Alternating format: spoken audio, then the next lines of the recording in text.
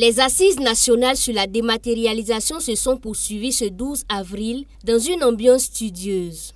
Pour une dématérialisation réussie des procédures administratives, 3 ateliers ont été organisés. Le premier a porté sur le cadre juridique, institutionnel et organisationnel. Le second a concerné le choix technologique de la dématérialisation. Et le troisième a fait mention des financements, ressources humaines et pérennisation. À l'issue du premier atelier, des recommandations ont été faites pour renforcer le campus juridique, notamment la prise des lois et décrets pour encadrer l'activité, aussi la mise en place du Conseil national de la dématérialisation, entre autres. À l'issue des travaux, nous avons noté la nécessité de revoir un peu le cadre organisationnel.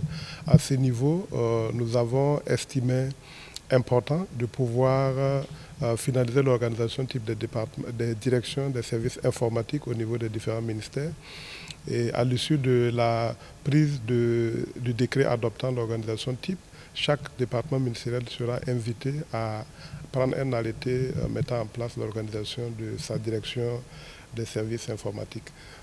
Au niveau institutionnel, nous avons estimé qu'il y a un chaînon qui manquait, c'est-à-dire qu'aujourd'hui, quand on regarde l'écosystème numérique, il y a beaucoup d'acteurs qui interviennent sans qu'il y ait une très bonne coordination.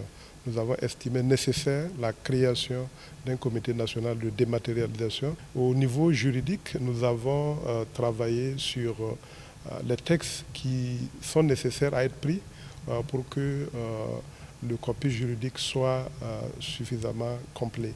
En ce qui concerne l'atelier 2, les recommandations vont favoriser une mise en œuvre effective de la dématérialisation, selon le président de cet atelier. Il s'agit de proposer donc les technologies à adopter pour la réalisation donc des plateformes de l'administration. Voilà, donc principalement donc des technologies du domaine des logiciels libres. Voilà, et ces technologies seront adoptées par l'ensemble donc des ministères et institutions dans le cadre donc de la réalisation de leurs plateformes, entrant donc dans la mise en œuvre de la feuille de route de la dématérialisation. Il y a un certain nombre de préalables pour pouvoir accompagner une mise en œuvre réussie de la dématérialisation, donc principalement la mise en œuvre en tout cas de la signature électronique, voilà, donc l'opérationnalisation donc du système d'identification unique de la personne. Voilà, donc on a tantôt fait cas donc des choix technologiques. Il va falloir renforcer les capacités donc, du personnel informaticien sur les technologies qui ont été adoptées. Comment financer efficacement les projets de dématérialisation, fidéliser la ressource humaine et pérenniser les différentes ressources? Ce sont là des préoccupations auxquelles a répondu le troisième atelier.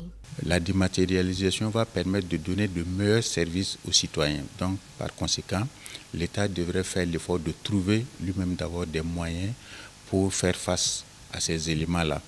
Alors, mais on sait que, par exemple, si vous regardez le contexte actuel, il y a beaucoup de choses à faire. Donc, les fonds de l'État ne suffisent pas.